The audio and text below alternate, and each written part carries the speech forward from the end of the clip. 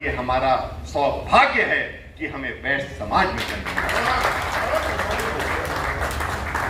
हे प्रभु, ये जन्म देकर तूने कर दिया निहाल।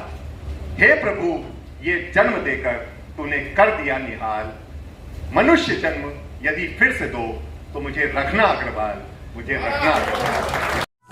आप देख रहे हैं खबरदार 24.com। संगठित होकर अपनी राजनीतिक ताकत बढ़ाए वैश्य समाज। शनिवार को मुरादाबाद में अखिल भारतीय वैश्य महासम्मेलन की जिला एवं महानगर कार्यकारिणी की बैठक दिल्ली रोड स्थित क्लासिक बैंक्वेट हॉल में हुई। इसमें मुख्य अतिथि महासम्मेलन के प्रदेश अध्यक्ष सुधीर हलवासिया ने कहा कि वैश्य समाज के 367 घटकों एवं उपवर्गों को मिलाकर हमारी आबादी जनसंख्या की 23% है। देश की अर्थव्यवस्था में वैश्य समाज का 80% योगदान है। इसके बावजूद राजनीति के क्षेत्र में हमें उपेक्षित किया जा रहा है। हमें संगठित होकर अपनी राजनीतिक ताकत को बढ़ाना होगा। वैश्य समाज आगे बढ़ेगा तभी देश आगे बढ़ेगा। प्रदेश महामंत्री शैलेंद्र अग्रहरी ने कहा कि वैश्य समाज के संगठित न होने के कारण ही आज हम उपेक्षा के शिकार हैं। उन्होंने कहा कि निकट भविष्य में होने वाली जाति जनगणना में हम सभी जाति के कॉलम में केवल वैश्य लिखवाएं।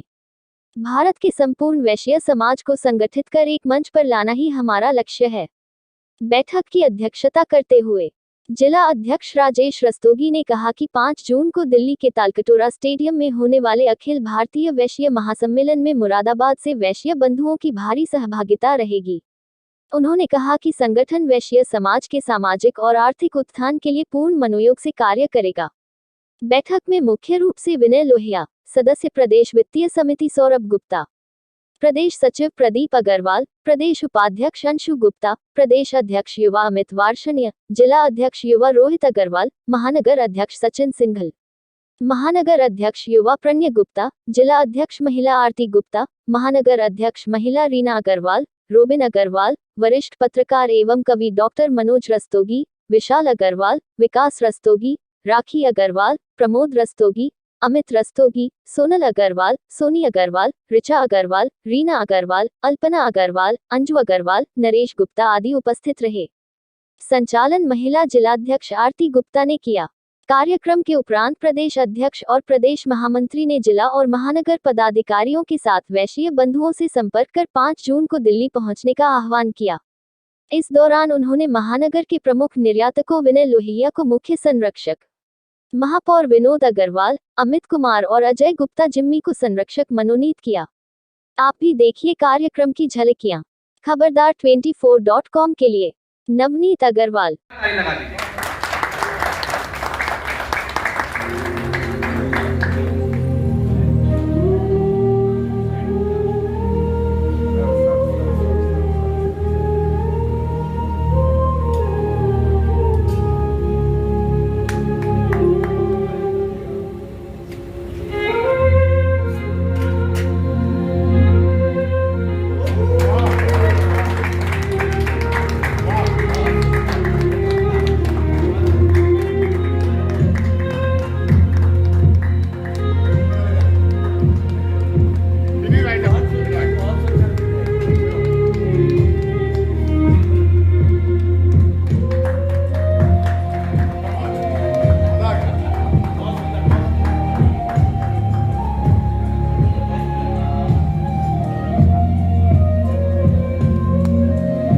और वो महान व्यक्ति हैं महाराजा अग्रसेन। आप लोगों को शायद पता होगा, एक क्षत्रिय परिवार से सूर्यवंशी राजा महाराजा अग्रसेन थे। लेकिन उन्होंने कहा कि ये जो मारपीट, एक सेना दूसरी सेना को काट रही है, अपनी बॉर्डर बढ़ाने के लिए सब रक्तपात हो रहा है, इसके पक्ष में मैं नहीं हूं। समाज का विकास और समाजवाद से कि हर जना दूसरे का भला सोचे, हर जना दूसरे की चिंता करे।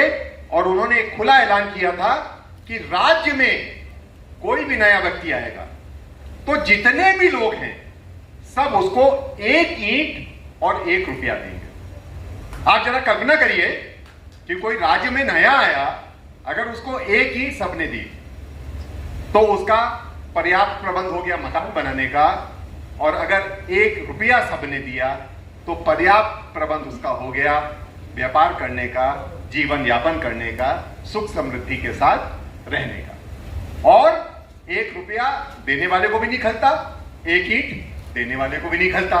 तो ऐसी एक सुंदर व्यवस्था जिसमें कोई किसी का दुश्मन ना हो, कोई किसी का बुरा ना चाहे, कोई किसी की काट ना करे, कोई किसी का रक्तपात ना करे, सब समृद्धि के साथ एक विस्तृत परिवार की तरह भाईचारे के साथ रहे, ऐसा है हमारा महान समाज। और हमें गर्व है कि हम संतान हैं महाराजा अग्रसेन की। बड़ी पैनी निगाह से देखना होगा कि आखिर ऐसा क्यों, हमारे अधिकारों का कौन हनन कर रहा है और हमारे अधिकारों को कौन खा रहा है, हमें उससे छीनने की आवश्यकता है, पहली चीज। दूसरी चीज, जो ये मीडिया है, इस मीडिया में हमें क्यों तवज्जो के साथ नहीं दिखलाया जाता, जबकि हम 20% से ज्यादा की संख्या में है। मैं बड़े दावे के साथ कह रहा हूं कि 20% से ज्यादा वैश्य समाज के लोग इस उत्तर प्रदेश में निवास करते हैं, जिनका 56 उपवर्गों में वर्गीकरण है।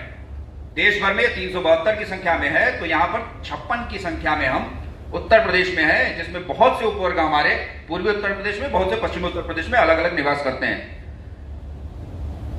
तीसरी बात, हम पर रोटी बेटी के संबंध बढ़े, इसको रोकने की एक राजनीतिक या सामाजिक षड्यंत्र की रचना की गई थी।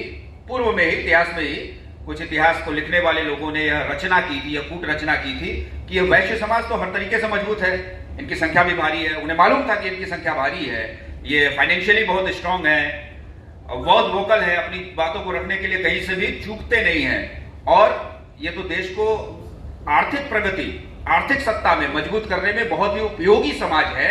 इन्हें किस तरीके से रोका जाए, इसकी साजिश के तहत हमें वर्गीकृत किया गया, वर्गों में बांट दिया गया, उपवर्गों में।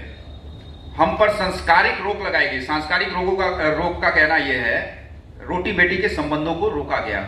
अग्रवाल है तो अग्रवाल में शादी करेंगे, महेश्वरी है महेश्वरी में, रस्तोगी है तो रस्तोगी में शादी करेंगे, केसरवानी है केसरवानी में। ये एक तरीके का जो सांस्कारिक रोग हम पर लगाया गया, जबकि ये अन्य कम्युनिटीज में आप नहीं देखते होंगे, मैं नाम नहीं लेना चाहता, जो बड़ी कम्युनिटीज मानी जाती हैं सवर्णों में, उनमें ये रोक नहीं है, वो करते हैं इस तरीके से। लेकिन हमने जब वैश्विक सम्मेलन को ये महसूस हुआ, तो 20 वर्षों से 25 वर्षों से हमारा ये प्रयास है कि वैश्य समाज के में रोटी बेटी का संबंध बढ़ना चाहिए, और उसका प्रभाव भी दिख रहा है।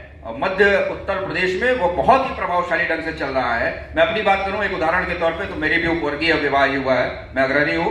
वैसे पूर्वांचल में काफी यह उपवर्ग प्रचलित है, और इलाहाबाद, बनारस ऐसे शहरों में बहुत ही भारी मात्रा में अग्रणी समाज के लोग निवास करते हैं, और हम भी महाराजा अग्रसेन को मानने वाले हैं, उनकी पूजन और करते हैं, और उनसे हमारा उद्गरण यह माना जाता है। मेरी शादी केसरवानी समाज में हुई है, नंद गोपाल नंदी जी उसी समाज से बिलोंग करते। जातिगत जनगणना में हमारी हिस्सेदारी क्या हो और सही हिस्सेदारी हो, इसके प्रति हमें जागरूक रहने की आवश्यकता है। और उस जातिगत जनगणना में एक कॉलम जाति का आता है, एक उपजाति का आता है, उपवर्गों का भी कॉलम होता है। तो उस जाति के कॉलम पे हम चाहे खंडेलवाल है, हम चाहे माहेश्वरी है, चाहे केसरवानी है, चाहे रस्तोगी है, चाहे अग्रवाल है, हमें वैश्य शब्द का उपयोग करना है। तब वो जो गिनती होगी वो वैश्य कम्युनिटी में 20%, 23% जो भी हमारी वास्तविक संख्या है वह गिनती हो पाएगी। और उपवर्गीय कॉलम में हम कुछ भी लिखें, अग्रवाल है अग्रवाल, रस्तोगी है रस्तोगी, खंडेलवाल है खंडेलवाल, हम कुछ भी लिखते हैं तो वो हमारे उपवर्ग के कॉलम में गिना जाएगा। और वर्गों का जब वर्गीकरण होगा, चाहे वो जायसवाल ही क्यों ना हो, पिछड़ी जाति से भी है तो भी कोई दिक्कत नहीं, हमारे पिछड़े वर्ग के वैश्य भी है, साहू भी है, जायसवाल भी है, मदेशिया भी है, कसौदन भी है। तो इस तरीके से जो हमारे पिछड़े वर्ग के वैश्य हैं वो भी इस तरीके से फॉर्म भरेंगे, और हमारे जो फॉरवर्ड वर्ग के लोग हैं वो भी इस तरीके से फॉर्म भरेंगे।